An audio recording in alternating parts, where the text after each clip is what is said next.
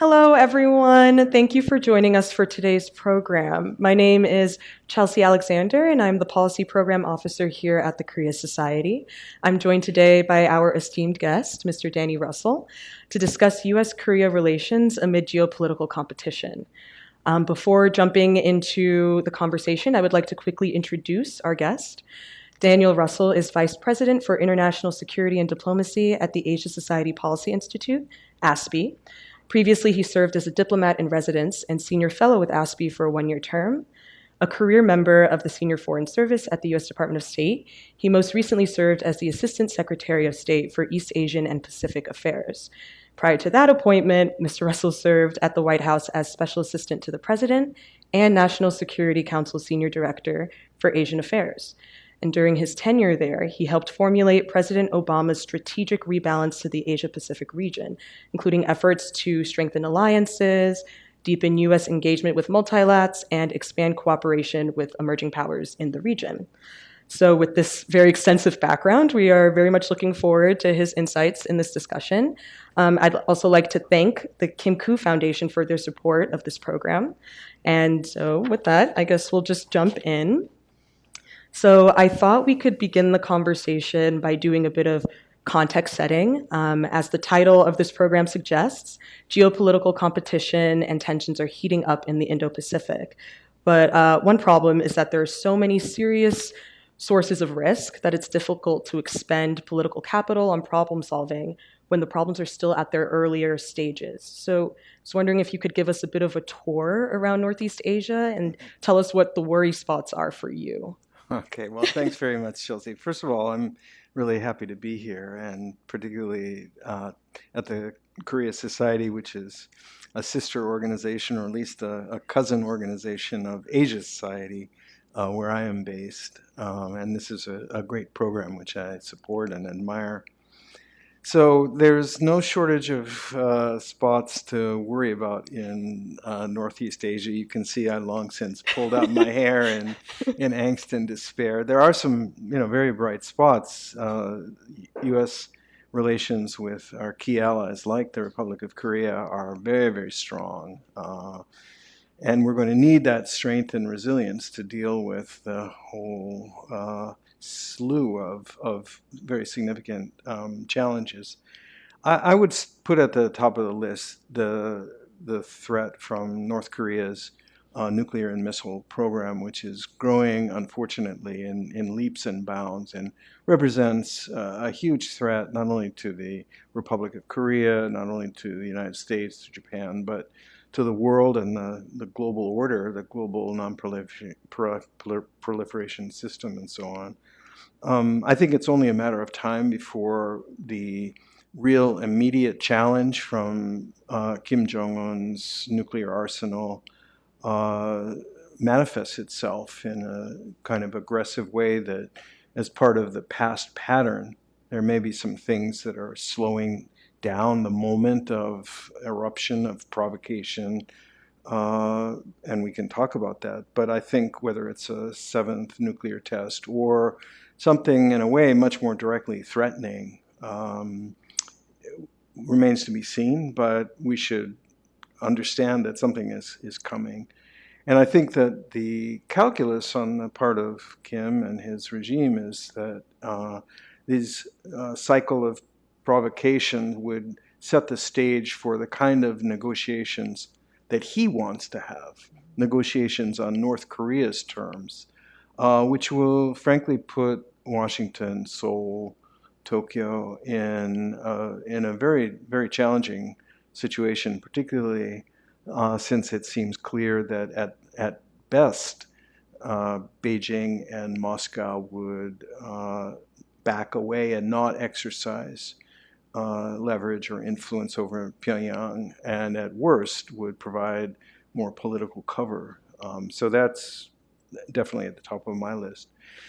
Taiwan obviously is a huge worry spot in Northeast Asia. Now, I'm not among the group that feels that an armed amphibious invasion by the People's Liberation Army is probable or imminent, but I'm glad that the U.S. military is doing the hard work, the planning for that particular nightmare scenario. That's what you want your military and your national security authorities to be doing, preparing for the worst case scenario, even if it is not the most likely scenario. But the most likely scenarios are themselves pretty worrisome, pretty daunting. These gray zone threats, what is frequently called lawfare, the effort by China to chip away at the interaction between Taiwan and the rest of the world, the effort to isolate Taiwan, to demoralize the people on Taiwan, to discredit the authorities on Taiwan, and certainly to cast doubt about the credibility and the viability of American security support in the event of a challenge. And I think that lawfare comes in with declarations of sovereignty over Taiwan airspace, over Taiwan maritime space, in ways that could interfere with the transit of oil or of food or of people, not with any shooting, but simply by the intimidation effect of claiming that commercial carriers had to get Chinese permission to approach Taiwan. That's a tough sort of gray zone battle that probably lies ahead of us. Mm. To state the obvious, U.S.-China. Mm-hmm. And there's a whole multitude of risks and worries. Everything from the risk of some sort of an accident by our militaries, or frankly the Chinese military and the Taiwan or the Japanese or the Filipino militaries, which is entirely imaginable, that could quickly become not just an incident but a crisis, and even raise the specter of unintended, undesired conflict, merely because the sort of fire suppression mechanisms that are needed and used to exist to some degree between Washington and Beijing are no longer operative. And there's no anti-escalation strategy that we can use to prevent things from getting out of hand. I think beyond that, look, we are unable to hold what's called strategic stability talks about setting limits on the use of nuclear weapons, and to at least put some transparency into each side's nuclear strategy. And that's dangerous in part because China's launched on a massive expansion of their nuclear capabilities and a nuclear arsenal. And you got to ask, what's that for? And then there's the specter of artificial intelligence really transforming the way that our weapon systems operate, the way that our militaries operate, and transforming it in ways that are really unpredictable and that carry the risk of removing human beings from decision-making loops in a way that automates Armageddon.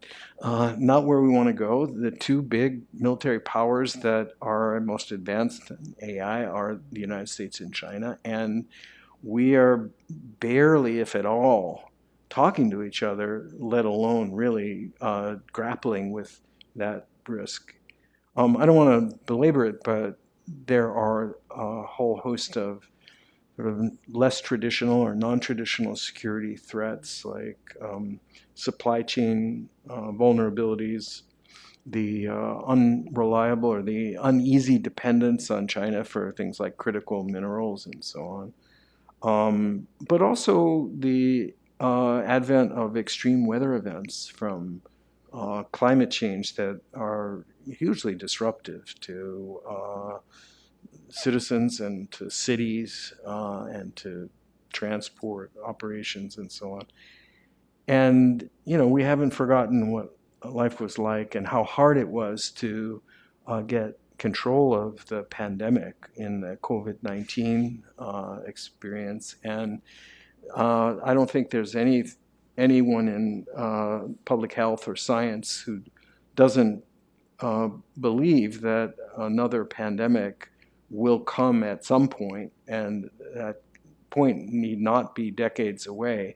And we have to ask ourselves, are we better prepared to get ahead of that, or are we even better prepared to deal with that than we were in 2019? Wow. There's a lot to worry about. Yeah. I'm sure you're sorry you asked me. No, as you said, there's obviously so much to worry about, both traditional, and I really appreciate that you mentioned non-traditional aspects as well, because that's all very interconnected now. And I guess I'd only want to also mention that another complicating factor in this environment is that superpower rivalry is exacerbating linkages between adversaries from different regions. So the most obvious example of that right now is North Korea's military support of Russia, which we'll get into a little later. But as you've also mentioned, we've seen America's Asian allies, Korea and Japan, really stepping it up on the world stage. So the G7 at the NATO summit, on the Security Council. And so, how do you think the US should work with our allies in Korea and Japan to balance out an approach that focuses on the home region, but also addresses these concerning and the multitude of developments that you've outlined here? Well, you're right to point out that there are sort of extra regional actors who are now more directly and problematically involved in the affairs of the region and with adversaries. But the opposite is true as well. I mean, you alluded to the G7 and so on, and NATO. Yeah, there are extra regional actors who are being supportive of the ROK, the U.S., Japan, and sort of pushing in the direction that we want to go. I mean, I think the starting point for looking at the challenge is to take an inventory of what is important to us and what what we're collectively seeking to do. And I think at the heart of it is that we each share a common interest in promoting what Secretary Blinken loves to call the rules-based order, basically international norms, international law, sort of a global system that protects the weak and pushes back against coercion and hegemony. And so we have a tremendous interest in preventing that rules-based order from being unwound and subverted. When we think about the role of regional or non-regional actors, let's remember that we don't live in a political world of fixed geometry, certainly not anymore. And I'm not a math major, but there's a kind of variable geometry. In other words, countries coming together based on overlapping interests, common purpose, sort of fit for purpose groupings, and so on. We don't have to be too orthodox about which group does what. It is often become more ad hoc, certainly in my experience in policy and in government, and that's okay. But at the heart of it, the key to being able to contend with challenges and pernicious actors and so on is unity.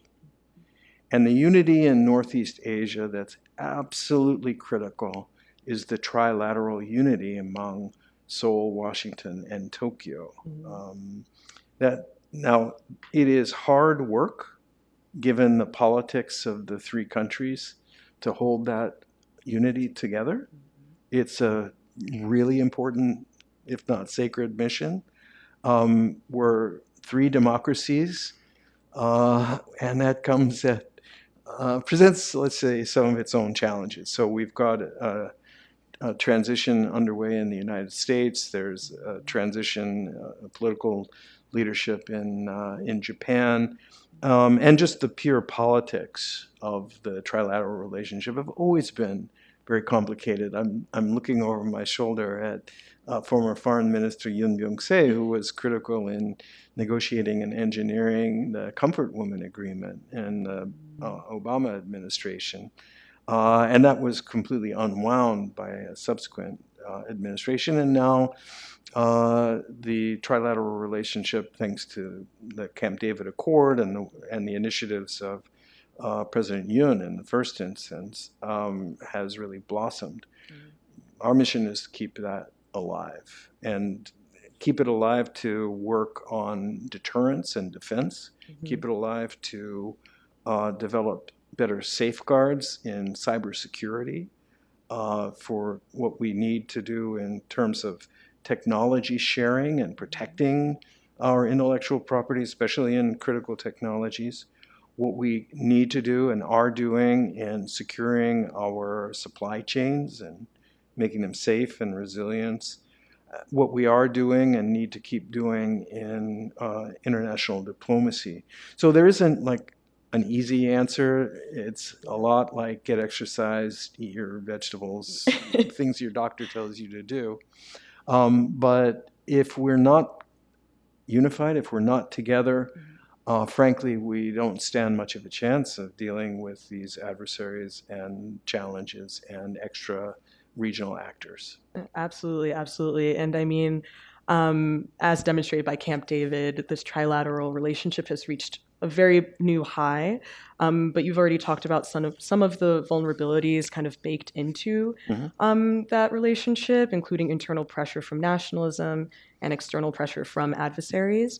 And so, if this trilat continues, to exercise, eat its vegetables and all of that, how do you assess kind of the progress and trajectory of this relationship moving forward from now? Obviously, there are some things that they could do better, but do you see it continuing along this path? Do you see any challenges along the way that might be that might affect the strength and robustness of this relationship? Well, let's start by looking at the strength and the robustness that's evolved in the trilateral relationship. Just in the last month or so, we've seen a trilateral vice ministerial in-person summit. We saw the trilateral national security advisors confab. The three defense ministers have adopted a security cooperation framework. That's quite a big deal. We've seen joint Air Force drills by the three militaries that frankly was unimaginable in a previous era not too long ago. We've seen missile defense coordination leading towards what I hope will be an integrated defense system there. There's the digital infrastructure initiative. I mean, there's quite a lot going on. And I mentioned supply chain resilience before. Like, that's critically important. So there is a lot of positive momentum. Now, what I've described is all government-to-government cooperation, and that is valuable, it's essential, it's important, and I think that to a large extent, notwithstanding changes in the Japanese leadership or the U.S. leadership, the institutions have now knitted themselves together in ways that are unlikely to unwind and are more likely to flourish and to grow. However, that's just the government. And I think that there must be much, much more to trilateral cooperation and unity than simply what soldiers and bureaucrats do together. I mean, it's a given that the relationship is not going to grow without political support from leaders. And we'll see how the Japanese government emerges. We'll see how the Trump administration approaches trilateral cooperation. But to me, the key, and I've felt this way from the get-go, is to what I call weatherproof the trilateral relationship and make it durable. In a democracy, durability, resilience, strength of any kind of initiative comes from the people, from the voters, from the grassroots. And the mission of the three governments, I believe, is to generate and to showcase real benefits to the people for this cooperation. A lot of the technological and military collaboration seems a bit removed and esoteric from the average voter. But if there are educational programs and internships among the three countries, if there are commercial ventures and tax incentives that get companies involved in three-way programs and projects and sort of business things, if there are societal benefits that emerge from, say, joint media projects or swapping recipes, whether it's sushi or kimbap or galbi or tempura, or whether it's K-pop or J-pop, finding ways to integrate. And I would not overlook the fact that there also need to be finding ways to the extent possible, deal with some of the burdens of history. Not suggesting that those problems can be expunged or solved, but you can't simply pretend that they're not a factor. Yeah. So it's a complicated mix, but I think the short answer, in my view, to your question is to expand the trilateral cooperation beyond the limits of government. Yeah, I mean, I really do appreciate your comments on weatherproofing through the people, through culture. And obviously, it's important to have government support for this collaboration. And you've touched on this a bit, so I'd be a little remiss not to address the very important recent development in the U.S. government, which is the outcome of the presidential election. I heard about that. Yeah. Well, you said the following on Twitter. For most East Asian capitals, the U.S. election is about stability, predictability, reliability, and consultation, something you've just mentioned. They don't want surprises, they want predictability. They need a robust U.S. presence in the region, but one that's collaborative, not polarizing. So now that we know the outcome of this election, how do you assess the impact on America's relationship with Korea, Japan, and also Taiwan as a result of this election? Yeah. I think that the starting point for any attempt to predict what to expect from the Trump administration is to differentiate between the things that we have a reasonable basis for claiming that we know, things that appear to be really a through line that are likely to be consistent, and at the same time to be very honest about the many, many things that we don't know. And there's a lot in that category. Mm-hmm. I think one of the things that we can assume we can stipulate, is that the Trump administration will take a more transactional approach to these three relationships than the current Biden-Harris administration does, and that there will be a renewed emphasis, to say the least, on burden sharing, because Donald Trump has made no secret of his conviction that not only does he expect and demand security partners of the United States to carry much more of the burden of their own defense, but that he also sees the security realm as, I won't say trade bait, but as legitimate leverage for addressing what he really cares about, which is trade imbalances. So I think that there's abundant reason to believe that we'll see more linkages indirectly, but clearly between U.S. defense support or demands on allies and the administration's demands and concerns about trade imbalances. And so for a country like Korea in particular, that's very significant, and I would think it's quite problematic. We also have a record of abrupt policy shifts and surprises. Expect the unexpected from President Trump. That's nothing new, but it's a challenge for partners now that we've seen that, particularly in former Trump administration's approach to China. There were, frankly, several, two or at least two, maybe three distinct China policies in Trump's first term. He began dealing with China with absolutely open arms and admiring and praising President Xi Jinping to the sky, starting a very supportive and friendly relationship. That only when he shifted to tariffs and a focus on the trade imbalance and began measures to put pressure on China did it start to sour. And then ultimately, China became the great scapegoat for all things COVID.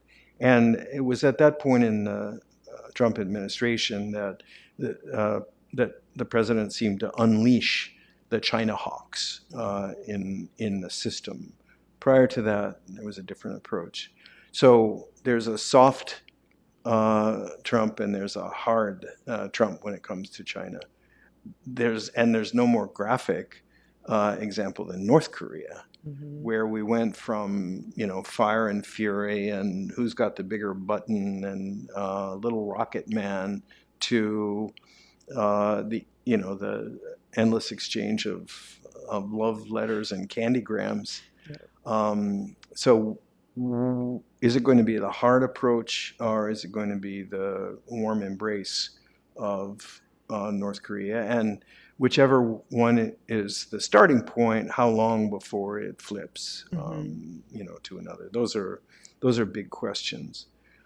I think we also know that America first isn't an easy natural fit with multilateralism, and that a Trump administration is unlikely to really embrace the all for one and one for all. I mean, one for all and America first don't really seem to fit together. On Taiwan, we've heard, I think, pretty alarming and seemingly casual talk from the candidate about Taiwan should pay for protection and we can't really protect them anyway. They're too close to China and they ought to pay 50% of their national budget on defense and then we'll talk, that sort of thing. I think that there has been in the past a gap between what the president decided or thought and what his advisors did and wanted. So there are and were a lot of China hawks in the Trump circle, but for the first few years of his administration, he kept them on a leash and only later released them. It remains to be seen how much latitude the different competing factions within the Trump world will have in a second term, and on what issues the president himself will be the great decider, and which issues he won't care much about or he won't get around to. We don't know that yet. All of that makes for the risk of mixed messages and confusion. One message that I think it would be very, very dangerous for our adversaries to think that they're hearing is that the United States doesn't really care that much about the security and the welfare of its allies, and that it really is self-interested. There's a drift towards isolationism. That's kind of baiting the adversaries, I think, to test the proposition that they can encroach on the territory or the rights of countries like the ROK or in Japan, the Philippines, and increase pressure on Taiwan just to see whether that hypothesis that the U.S. isn't going to engage bears out. And that's exactly the opposite of deterrence. That's exactly what we don't want. Just the last thing that, Chelsie, that I'd throw into the mix is that in the early fall this year, we had what the newspapers billed as, or maybe the Congress billed as China Week, where the Republican House of Representatives passed bill after bill after bill after bill, a lot of hardline stuff on China that they knew would never go anywhere because the Democrats held the Senate and were not going to go along with a Republican initiative in an election year, even though, frankly, many Democrats subscribe to a pretty hardline view on China. Now, I'm not sure if the numbers on the House of Representatives are final yet, but clearly the Republicans control the Senate as well as the White House. And those bills didn't really go away. I mean, they are, I think, indicative of what we can expect. And so if there now is a high probability that that kind of legislation would actually pass Congress and go to the desk of the president, where very likely to be signed, there's further confusion because we've got now another big actor in the mix, and the kind of things that are likely on China in particular to come out of Congress could be rather disruptive. Wow, yeah. I mean, in terms of the mixed messages and confusion that we could not only be sending to our allies, but our adversaries, I guess kind of pivoting away from the alliances and focusing a bit on our adversaries, how do you think this outcome kind of shifts that strategic calculus or the strategic calculus of like North Korea, Russia? You've mentioned a bit about China already, if there's anything else you'd want to go into, but do you think we can expect more of the same of what we've been seeing from our adversaries, or does this kind of change the whole game? Should we be expecting disaster, I guess? Well, you may be familiar with the famous quote from the great sage Yogi Berra, who said, "Predictions are difficult, especially when they're about the future." So with that disclaimer, look, one irony is that it's not only our friends and allies who want some predictability and are uneasy with the prospect of the unexpected, it's also our adversaries. And I don't think that they're in line to get a whole lot of predictability. I don't think, though, that the change in administration and the change in style is going to change the strategic calculus of either North Korea or of Russia or of the PRC. I think China is determined to insulate the Chinese Communist Party from American pressure. I think it's determined to build out greater regional domination, even hegemony and global influence and so on. I think that Russia has a strategic interest or a strategic determination to sow chaos, discontent, polarization in the United States to sort of help subvert the U.S. and weaken it and so on. I don't see that changing. And I think North Korea's strategy is to ultimately compel the West, including the United States, to accept the regrettable reality that it's a nuclear weapon state and to however grudgingly sort of grant it status of, say, Pakistan or even India. All is forgiven, lift sanctions, and the North Korean goal is to begin pressuring and coercing the drawdown or the withdrawal of U.S. forces in Korea in particular, but perhaps beyond that. That said, while I don't think their strategy will change, I do think that the change of administration in the U.S. has real implications for their tactics, for how they're going to go about it. So I think we should very much worry about greater risk taking as they enter what I mentioned earlier, this sort of period of probing, of testing, of experimenting to see how the U.S. would react, what they can get away with, whether they can do better in driving wedges. Without a doubt, in fact, I think we already see early stages of an information operation, an influence campaign to try to emphasize among U.S. partners and allies the unreliability of the U.S. and sort of you can't count on them kind of messaging.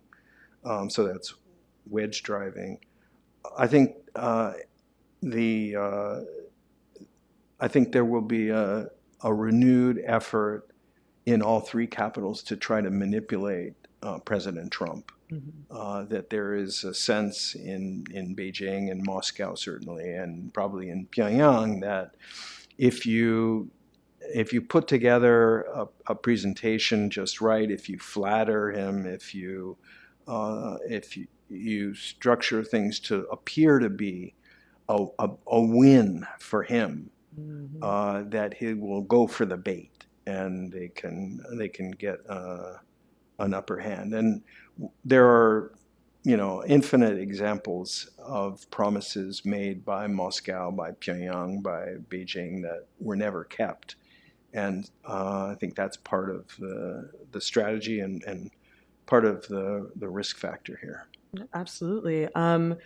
I do appreciate you kind of making a difference between strategic calculus and tactics. So I kind of want to zoom in on one aspect of that, of kind of this risk-taking tactic, because we've recently seen news reports that North Korean soldiers have been engaging in combat with Ukrainian forces in Russia's Kursk region.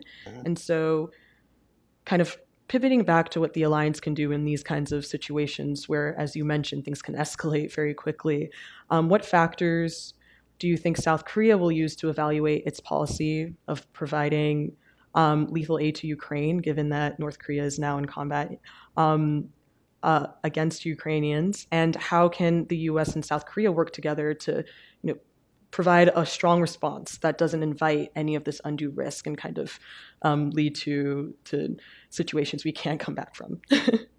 Well, I have to say that I respect and actually admire President Yoon's firm approach to North Korea. And while it's probably not fair to characterize it as risk-taking, the fact is that he is undaunted by the reality that there are risks in any decision. But the risk of running away vastly outweighs the risks that accrue from standing your ground and from pushing back. Now, obviously, the UN government seeks to do this in a responsible and in a manageable way. But I think that history shows that with adversaries like North Korea, or with certainly with Russia and with countries like China, a step back is going to guarantee that they will take a step forward. Nature abhors a vacuum, so to speak. So I think that it is very important to respond, to push back. Now, it's not an easy matter. There aren't obvious angles where decisive pressure can be applied to North Korea, or for that matter, to Russia, but to show in the sort of Newtonian second law of physics sense that an action has an equal and opposite reaction is an important part of deterrence. I think imposing costs, which is a difficult undertaking that requires some creativity, is possible. Some of it is reputational, shining a spotlight on the egregious nature of North Korea's violation of international law, but shining a spotlight also on the fact that already there are reports of North Korean soldiers defecting. Is there a way of letting it be known within North Korea and among the elites that Kim Jong-un is selling North Korean soldiers for money to Putin? and that they are wasting their lives on a foreign battlefield that has no connection with North Korea or the Korean Peninsula's real interests. That's, I think, a pretty powerful message. Certainly, in practical kind of government-to-government terms, the kind of intelligence coordination, information sharing that the U.S. government and the Korean government are doing is very important. There are also measures, I'm sure, underway to try to interrupt the kind of access to the global infrastructure of shipping and of finance that North Korea abuses in order to bolster its military economy, and of course Russia does as well. Now, sanctions against North Korea are, hard to strengthen. They're hard to enforce. But there are many third countries that are turning a blind eye to North Korea's cryptocurrency theft and activities, to its acquisition of military hardware or technology. And sure, we may be able to turn the dial up a notch or so on pressuring or encouraging third countries to put a halt to this by showing the egregious behavior in North Korea. This is funding and enabling, but there may also be incentives that the U.S. and other Western countries can offer to those third countries to make the extra effort to examine North Korean contracts, transshipments, and so on. So there's a need to be creative, but we can't not try. Yeah, absolutely. I really do appreciate the multilateral approach you're suggesting here. So not just the U.S. and Korea, but working with other countries in the region to really take a step forward here. And I do think this might be time for this program, but I really, really appreciate you coming here and chatting with us, especially after all this new news and recent developments to assess the strength of the U.S.-Korea relationship and a rules-based order in the face of all of this turmoil in the Indo-Pacific. So thank you again for coming. Well, thank you, Chelsie. And the work that the Korea Society does, like that of Asia Society, like the Japan Society, I think in the U.S., contributes very much to the kind of unity, mutual understanding, collaboration, and cross-pollination that I think is going to be essential to navigate the choppy waters ahead. We look forward to working with ASPI further in the future as well. But thank you so much for joining us today. My pleasure. Please welcome me and thank you. Thank Daniel Russel.